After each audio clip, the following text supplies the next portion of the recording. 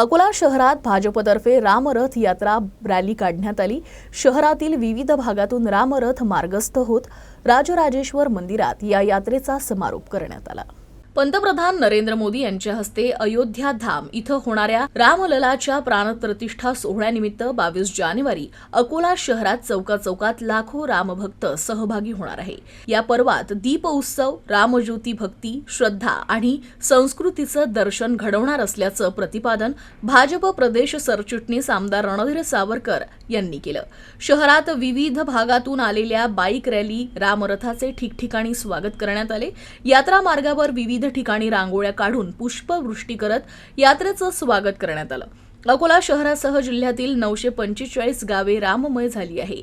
रामज्योतीसह आरती, सुंदरकांड, रामायण, धार्मिक कार्यक्रमांसोबतच मानवतेचं कार्य, रक्तदान, अन्नदान अशा विविध कार्यक्रमांनी रामभक्ती होत आहे।